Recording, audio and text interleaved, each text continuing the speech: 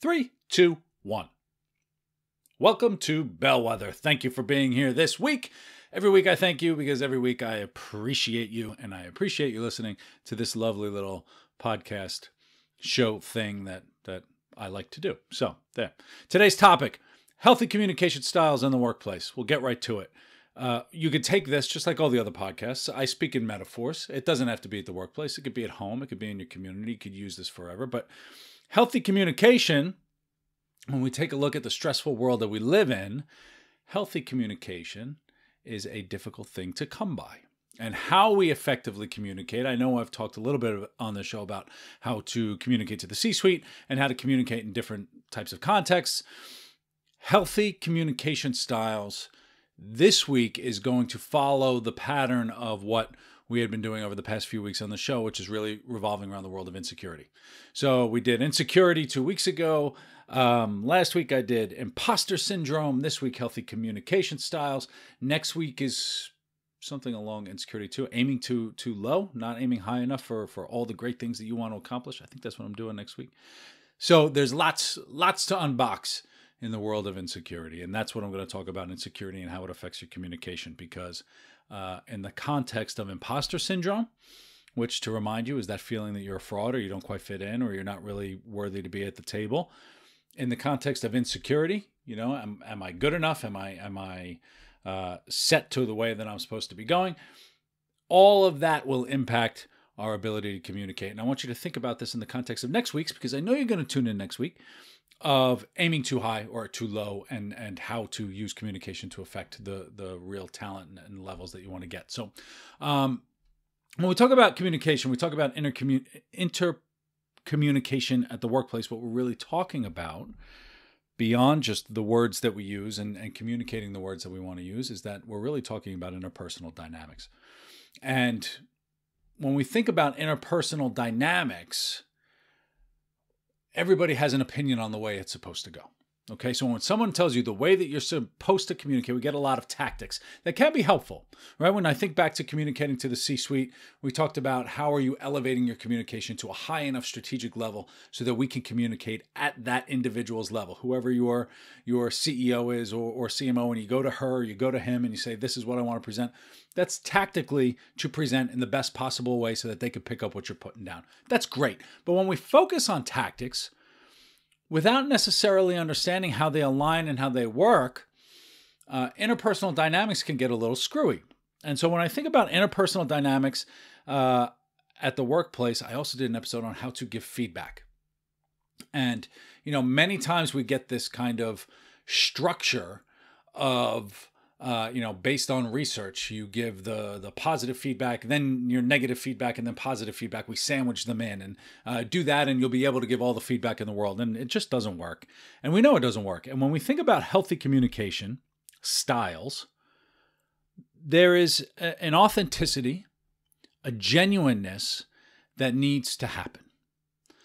And what I mean by that is many people don't know or are unaware of, I guess, are not comfortable with having difficult conversations.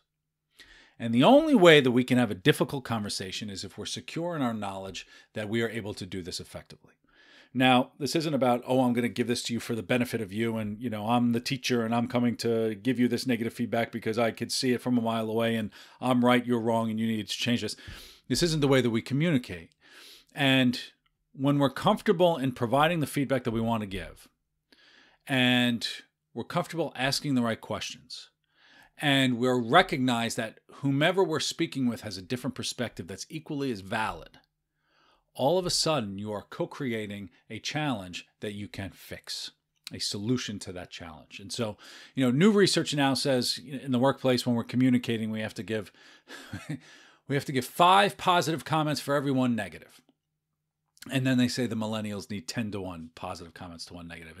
And it's just, it's misaligned. It's missing the point. And generally it's doing more damage than good. And we hide behind research. And just because something was done in a bubble and it works in a bubble, it doesn't make it correct. And what we have to focus on when we're trying to communicate is not just following this pattern of saying, we're going to do the sandwich thing for your annual feedback, or I'm going to tell you that you're doing something well or not, but you know what, I'm going to give my 10 positives first before I give you that negative, and maybe I'll sandwich that in between the 5. And that being said, on all of those things, the foundation of what we talk about from healthy communication comes from a place of security. Comes from a place, it's the foundation of psychological safety, which we hear about the buzz everywhere, is psychological safety. And it's true. Creating a culture, I hate the term, but it's a valid term and it's a valid idea of creating that workplace where everybody feels valued and wants to provide the feedback and are capable of giving, allowed to give the feedback. They get the license to give the feedback that they want. It's the foundation of effective communication, security with yourself. How are you going to effectively communicate what you need to communicate without being secure in the way that you're communicating with these people? Okay, when we haven't figured ourselves out, how are we expected to communicate what we really want or what we're really trying to communicate? And that's what I want to talk about today. Many people, we have plenty of excuses why we can't communicate well. Everybody's got one, whether it's, I took this psychological assessment and it told me I'm a dominant. And so that's just the way that I am. Or, I'm an introvert, right? I took my Myers-Briggs. It tells me I'm introverted, so I'm not really good at dealing with other people. And that's not what that means.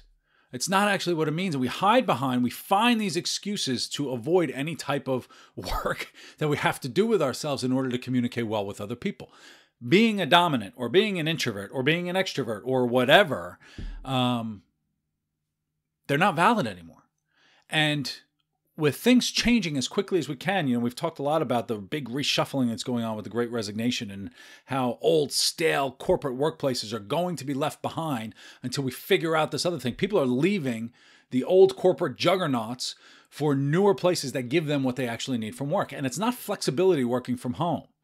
They want to find a place where they feel like they belong. And that comes from healthy, effective communication and recognizing value in those people that are coming to your organization. So falling back on these excuses of I'm a dominant, I'm this, I'm that. I'm sorry, I just can't communicate that way, and that's take me as I leave it. It shows negative leadership. It's lack of seeing a bigger picture. And those people who are stuck in that rut, this is the way I do things, so you have to fit around me, are going to be left behind. Now, when you get into coaching executives, like I've coached executives for a very long time, we have patterns. And we communicate in ways that have been the same forever, right? I mean, when you're dealing with an executive who's been working in a place for 20 years, 25 years, 30 years, they're in their 40s, they're in their 50s. They learned their communication from somebody before them. They've learned the patterns of what worked in the past. And these are ingrained in the way that they communicate, right? They might be abrupt. They might send one-word texts. Or emails or whatever. And when we get under pressure, like we're dealing with right now, we default back to those things that we've learned, those habits we've created over time. And so being aware of the way that we communicate it's a difficult project to take on. I'll put it that way. It's a difficult project to take on.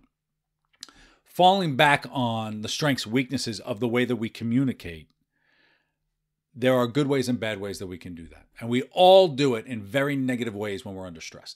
Everybody deals with it. I'm not saying that anybody is a good communicator when they're completely stressed. Now, we may drive people to do things, but when we fall back on our negative behaviors, which we all have when we get stressed, we need to be aware of how to bring ourselves back and have this managerial discipline, self-monitoring, developing an ability to respond with knowledge versus just reacting to something. It's that logical, appropriate response versus our initial emotional reaction that will get us to drive the culture and drive the people and drive everything that we need to do within our organization to get it to the next level. And anybody, and I was going to say anybody in management or a leadership position, but I would say anybody in the organization, anybody looking to sustain a high level of work performance, whether that's resilience, whether that's executing on major plans, whether that's, whatever it is, especially in a massively changing environment. Effective communication, having a knowledge and awareness of what healthy communication looks like and what dysfunctional communication looks like, both, that feeds into just the core value of respect. Healthy communication means respect. And that's what people are looking for in this great resignation, right? It's not like everybody's just quitting jobs and sitting on their asses. They're quitting jobs and joining places that actually respect them.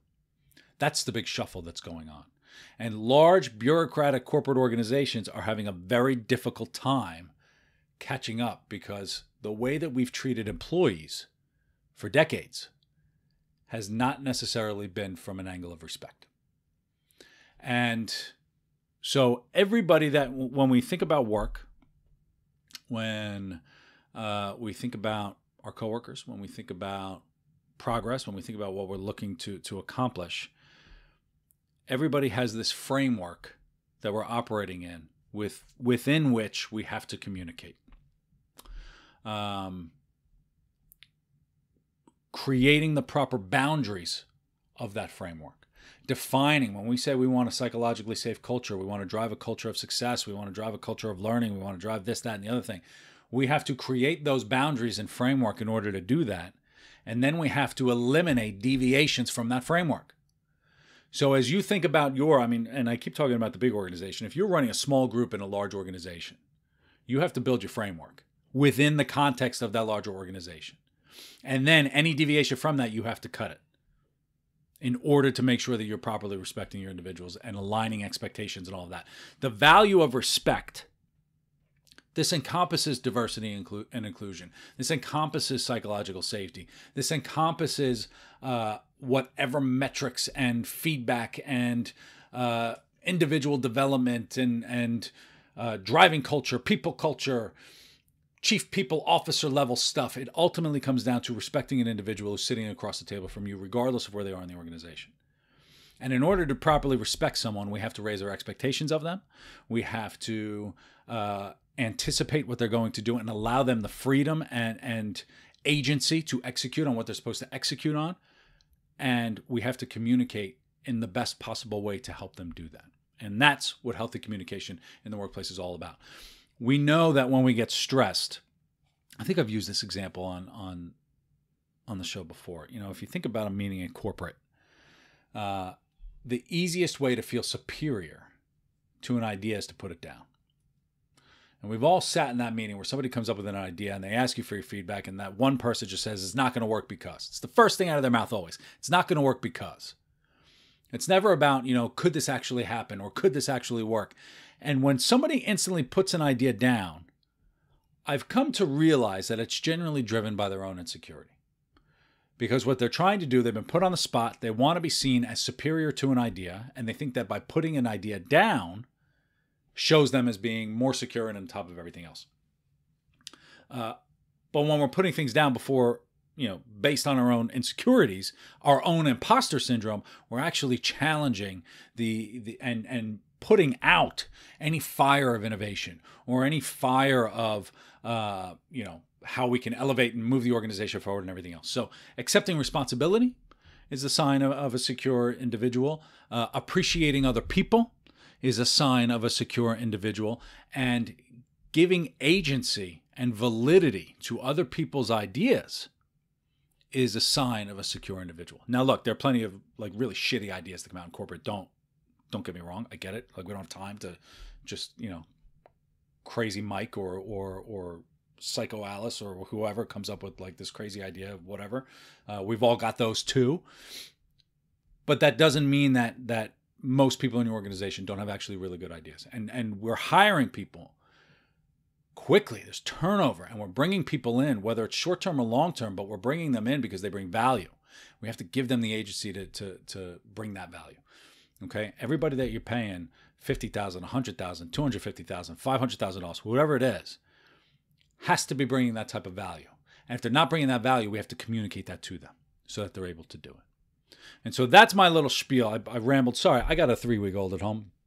So I'm not getting much sleep. So if I rambled, I apologize. But healthy communication styles at the workplace ultimately comes down to you and your stale organization or your stale group. That's not, if you've got an outflow of people, you've got a respect problem.